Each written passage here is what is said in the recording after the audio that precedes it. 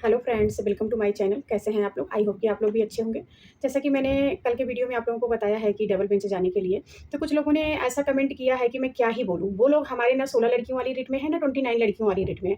उसके बावजूद भी कमेंट कर रहे हैं कि हमें नहीं जाना तुम्हारे साथ, हाँ, कि हमारा पैसा डूब जाएगा, ये है वो दुनिया की कमेंटबाज़ी।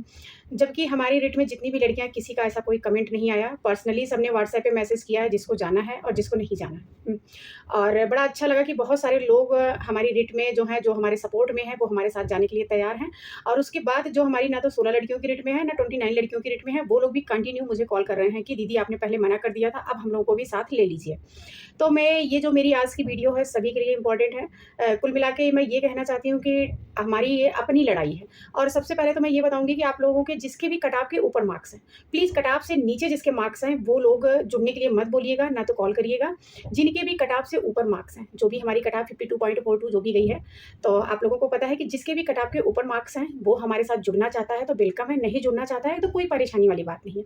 और रही बात किसी की पैसा खाने या गबन करने की, तो ये जितनी भी लड़कियाँ मुझसे जुड़ी हैं, वो सब अच्छे से जानती हैं कि किसी का ₹1 मैं ले नहीं सकती, बल्कि अपना दे सकती हूँ। ये मैंने लाइफ़ में कभी ऐसा सीखा ही नहीं कि किसी का पैसा मैं खा जाऊँ या अ, जो भी चीज़ें हैं, जैसा कि लोगों ने ब्लेम लगाया कि पैसे लेके मैंने फैक्ट्री खड़ी कर दी। अरे तुम लोगों की इतनी औकात, इतनी अंडरस्टैंडिंग नहीं है कि तुम ये चीज़ समझ सको कि 1 लाख रुपए में किसी की फैक्ट्री खड़ी हो सकती है। आओ मैं तुम्हें 5 लाख देती हूँ, तुम खड़ी करके दिखाओ। अरे कम से कम वो कमेंटबाज़ी किया करो जिस पे लोगों को यकीन हो। और रही बात यहाँ पैसे की, बहुत सारी लड़कियाँ जानना चाहती हैं कि दीदी यहाँ कितना पैसा लगेगा। देखिए, पहले से कुछ भी कन्फर्म नहीं है कि कितना पैसा देना पड़ेगा, वो पिटिशनर के अकॉर्डिंग होता है। तो हमारे पास जैसे पिटिशनर होंगे उसके अकॉर्डिंग उनकी फीस डिवाइड हो जाएगी। तो थोड़ा बहुत तो आप लोग भी जानते हैं। बाकी जो लोग कहते हैं कि यहाँ से कुछ नहीं मिलने वाला है, जो गवर्नमेंट चाहेगी वही होगा, मैं मानती हूँ कि गौ बहुत सारी चीज़ें गवर्नमेंट की ही मर्ज़ी से हो रही हैं। हमारी न्यायपालिका पे भी वो भरोसा नहीं रहा जो पहले लोग करते थे। तो लेकिन इसका ये मतलब नहीं कि गलत चीज़ होने के बाद भी हम हार मान के बैठ जाएँ, गवर्नमेंट के भरोसे बैठ जाएँ कि गवर्नमेंट जो करेगी अच्छा करेगी। तो क्या हमें अपनी लड़ाई नहीं लड़नी चाहिए? क्या नंबर लाने के बाद भी हमें अपने लिए लड़ाई लड़ के प्रयास नहीं करना चाहिए? अपने हक पाने का जो भी हमारे संविधान में अधिकार दिया गया है आर्टिकल के तहत 32, तो क्या हमें उसका प्रयोग नहीं करना चाहिए? बिल्कुल करना चाहिए। और जो लोग कहते हैं कि कुछ नहीं होता, आप लोग देखिए कि लेखपाल में जो लोग कह रहे हैं कुछ नहीं होता, अभी परसों की नरसों ऑर्डर आया है, हो सकता है 2, 4, 6 दिन में ऑर्डर अपलोड हो जाए। लेखपाल में देखिए, हाई कोर्ट से लोग हार गए, सुप्रीम कोर्ट गए, सुप्रीम कोर्ट से वहाँ वहाँ उनको रिलीफ मिला। 1 या 2 क्वेश्चन है जिसको लेके रिट पड़ी हुई थी और सुप्रीम कोर्ट से उन्हें रिलीफ मिला है। अब ये कन्फर्म नहीं है कि सभी बच्चों को रिलीफ मिला है या जो बच्चे कोर्ट गए थे उन्हीं को रिलीफ मिला है। तो ऑर्डर अपलोड हो जाएगा 5-6 दिन या 2, जो भी समय लगेगा, 2-4 दिन। तो आप लोग खुद ही देख लेंगे कि उन बच्चों की जीत हुई है। जो बच्चे सुप्रीम कोर्ट जाते हैं, आप लोग अपने आप समझ लीजिए कि उन बच्चों में वो सच्चाई होती है। उनको पता होता है कि हम सही चीज़ के लिए लड़ रहे हैं।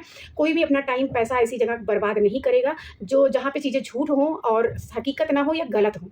ठीक है? अगर इंसान को पता है कि हम सही हैं, हमारे मार्क्स हैं, हमारा अधिकार हमें मिलना चाहिए, तो वही लड़ाई लड़ता है। तो अब बहुत सारी लड़कियों को यकीन हो गया, मुझे पता है बहुत सारी लड़कियों के पास मनी से रिलेटेड प्रॉब्लम है, उनके पास इतना पैसा नहीं है और समय भी नहीं है, कुछ लोगों के पास इतना ज़्यादा लाइफ़ बिज़ी है या फिर ज़िम्मेदारियाँ ऐसी हैं कि नहीं आ सकती। तो उनसे मैं यही कहना चाहती हूँ कि देखिए, जो मेरी पहले रिट पड़ी हुई थी, उसमें कई लोगों का मैंने पैसा दिया है, किसी का पूरा पैसा दिया है, किसी का थोड़ा पैसा दिया है। और आगे की जो हमारी लड़ाई होने वाली है, प्लीज़ उसमें कोई मुझे ये फ़ोर्स मत करना कि आप मेरा दे दो, आप मेरा दे दो, आप मेरा दे दो। जॉब लगेगी तो आप सबकी लगेगी, सिर्फ़ मेरी नहीं लगेगी। आपकी जॉब आपको मिलेगी, मेरी जॉब मुझे मिलेगी। जो भी प्रयास करना है, और इतना करने के बाद भी मैंने किस तरह से लोगों के कितने नेगेटिव और कितने घटिया कमेंट सुने हैं या फिर मेरे लिए बोले गए हैं, जो बर्दाश्त के बाहर है। मतलब आज के टाइम में अगर कोई सच के लिए लड़ रहा, सही चीज़ के लिए लड़ रहा है, तो उसके बारे में लोग ऐसा प्रेज़ेंट करते हैं। तो मुझे लगा कि क्यों ना वही कुछ लोग हमारे रेट में ऐसे हैं कि जिन्होंने झूठे का रोना रोया और मैंने पैसा दे दिया और हकीकत ये था कि उनके सामने ऐसी कोई समस्या थी ही नहीं। तो मैं कैसे किस तरह से लोगों को समझूँ? जो लोगों ने हमारे सामने समस्याएँ बताई, ऐसा है, वैसा है, तो मैंने उसी आधार पे बिलीव कर लिया, ठीक है? तो मैंने हेल्प की, लेकिन बाद में मुझे पता चलता है कि वो लोग हेल्प के लायक नहीं थे, उनका बैकग्राउंड अच्छा था, कोई प्रॉब्लम नहीं थी, तो बड़ा हर्ट हुआ, हाँ, कि इमोशंस के साथ खेलना गलत है। मैं सबको नहीं बोली, कुछ रेयर ही ऐसी हैं। तो कहने का मतलब है कि आगे जो भी हम डबल बेंच में जा रहे हैं, कौन से एडवोकेट करेंगे, क्या करेंगे, सारी की सारी इन्फॉर्मेशन आपको हमारे ग्रुप में मिलेगी। जो लड़कियाँ हमारे साथ हैं, हमारे साथ आगे आना चाहती हैं, उनको पर्सनली मैं चीज़ों को बताऊँगी और एक को मैं यहाँ पंजाब से निकलूँगी और 2 को मैं हर हाल में प्रयाग पहुँच जाऊँगी, प्रयाग में ही मिलूँगी। 3 या 4 की डेट मैं फिक्स करूँगी, जहाँ एक पर्टिकुलर ऐसा जगह होगा, जो सब कोई जानता होगा, सब कोई वहाँ आसानी से पहुँच सके, ठीक है? वहाँ हम लोग बाकायदे सारे टॉपिक पे मीटिंग करेंगे, उस सारे पॉइंट्स को नोट करेंगे, उसके बाद हम जहाँ भी जाएँगे जिस एडवोकेट के पास, वो सारी चीज़ें वहीं पे डिसाइड हो जाएँगी।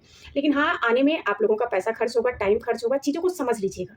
किसी को भी लगता है कि हमारा टाइम बर्बाद होगा, पैसा बर्बाद होगा, तो प्लीज़ अगर 1% भी आपके माइंड में ये चीज़ें आती हैं, तो आप अपना टाइम पैसा मत बर्बाद करिए। जिसे लगता है कि वो सही के लिए लड़ रहा है, उसे आगे आना चाहिए।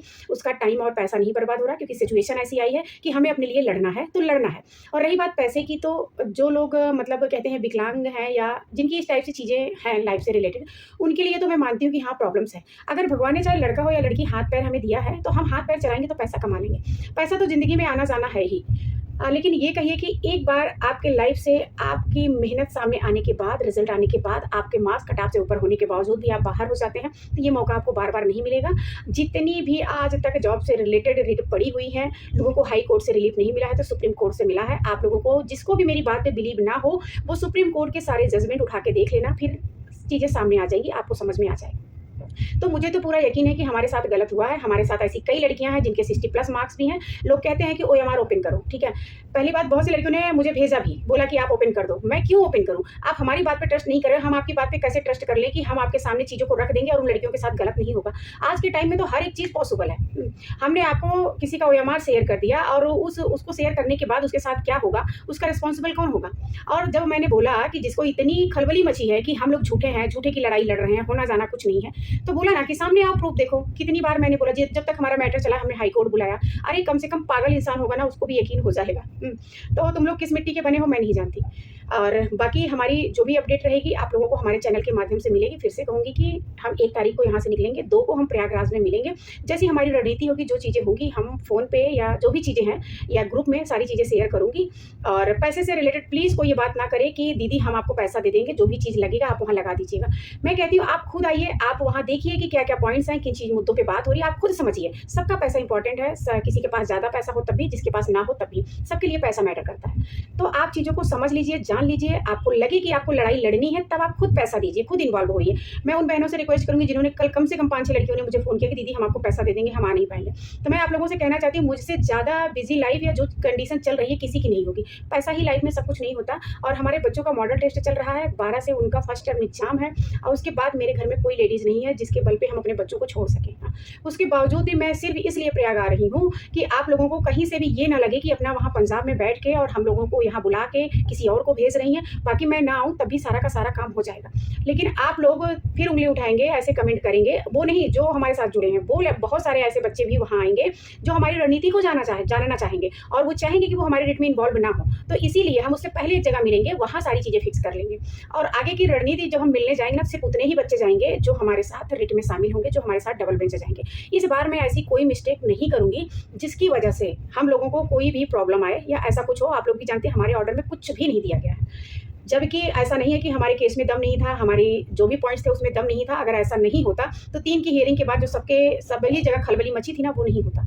और सारे प्रूफ होने के बाद भी कहते हैं ना कि किसी की ना सुनना, और जज के सामने तो भाई सीधी-सी बात है, जज ने जो ऑर्डर दे दिया वो आपको मानना ही मानना है। आपका केस कितना मजबूत है, कितना मजबूत नहीं है, कोई भी मैटर नहीं करता है। तो पैसे और चीज़ों को समझ के, सब चीज़ इंपॉर्टेंट जितनी भी चीज़ें हैं, सब चीज़ समझने के बाद आप पैसा दीजिए, आप हमारे रेट में जुड़िए, आपकी अपनी मर्ज़ी है। बल्कि मैं तो ये कहूँगी कि कम लोग रहते हैं तो हैंडल करना चीज़ें आसान होती हैं। अभी हमारी रेट में 29 प्लस 16 और प्लस 3 इतने लोगों को हैंडल करना मेरे लिए बहुत मुश्किल हो रहा था।